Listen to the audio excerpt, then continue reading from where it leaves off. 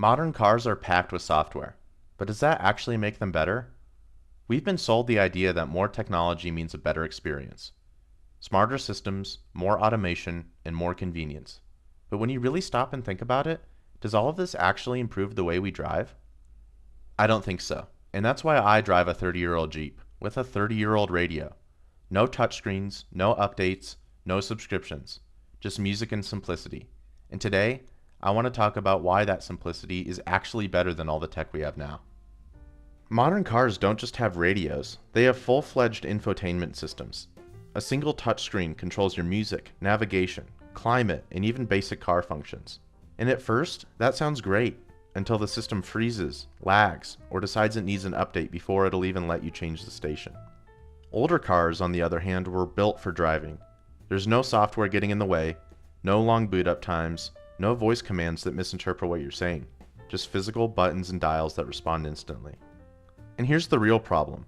When you replace simple mechanical controls with complex software, you're adding way more things that can break. A touchscreen stops working?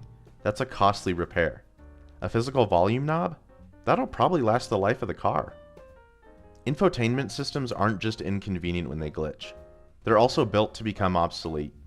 Automakers push software updates, change compatibility requirements, and even lock certain features behind subscriptions. Suddenly, your built-in navigation won't work unless you pay extra. Your Bluetooth connection starts failing after an update. Your car, which should be a reliable tool, becomes just another piece of disposable tech. But in old school radio, it just works. No updates, no subscriptions, no server maintenance preventing you from listening to music. You turn it on and it does its job, and that's something we've lost. It's not just about reliability, it's about the experience. With an old school radio, you don't have to navigate through menus to change the station or adjust the volume. You just turn a dial. No lag, no distractions, no frustration. Just instant control. And that's the beauty of analog. It keeps you connected to the car rather than distracted by a screen. It makes driving feel more like an active experience, instead of just operating a rolling gadget. Car companies market their tech as convenience, but in reality, it often makes things more complicated. Features that used to be simple, like adjusting your air conditioning or tuning the radio, are now buried under layers of software. Even worse, modern cars are designed to keep you dependent. You don't own your car's technology, you're just borrowing it. Manufacturers can disable features remotely, require paid subscriptions for things that should be standard, and even lock you out of basic functionality unless you agree to their terms. Meanwhile, a car from 30 years ago does exactly what it was made to do, without asking for your Wi-Fi password. In the race for innovation, we've lost the beauty of simple, reliable technology.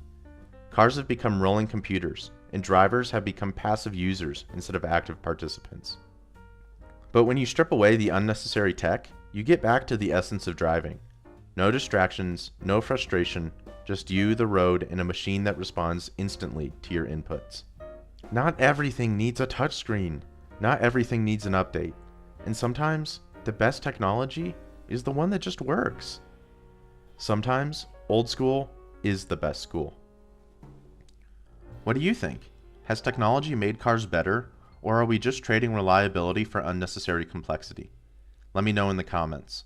And if you're into the idea of simpler, more connected driving, make sure to subscribe. I've got more videos on the way.